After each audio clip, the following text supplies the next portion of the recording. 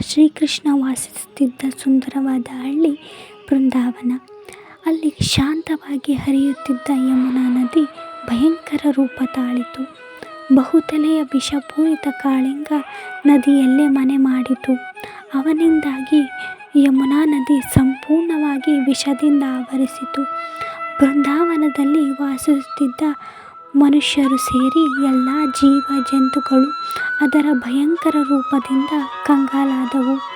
ಒಂದು ದಿನ ಶ್ರೀಕೃಷ್ಣ ಸ್ನೇಹಿತರೊಂದಿಗೆ ನದಿಯ ಬಳಿ ಹೋದಾಗ ಅವನ ಸ್ನೇಹಿತರೊಂದಿಗೆ ಅಟ್ಟಹಾಸದಿಂದ ಮೆರೆಯುತ್ತಿದ್ದಾಗ ಕಾಳಿಂಗ ಸರ್ಪನ ಸೊಕ್ಕನ್ನು ಮಟ್ಟ ಹಾಕಲು ಇದ್ದಕ್ಕಿದ್ದಂತೆ ನದಿಯ ಪಕ್ಕದಲ್ಲಿದ್ದ ಎತ್ತರದ ಮರವನ್ನೇರಿ ನದಿಗೆ ಹಾರಿದನು. ಆವಾಗ ಶ್ರೀಕೃಷ್ಣ ಮತ್ತು ಪ್ರಬಲ ಸರ್ಪದ ನಡುವೆ ಘೋರ ಯುದ್ಧ ನಡೆಯಿತು. ಕೊನೆಗೆ ಶ್ರೀಕೃಷ್ಣ ಅದರ ತಲೆಯ ಮೇಲೆ ನಿಂತು ನೃತ್ಯ ಮಾಡಿ ಕಾಳಿಂಗನನ್ನು ಮರ್ದಿಸಿದನು.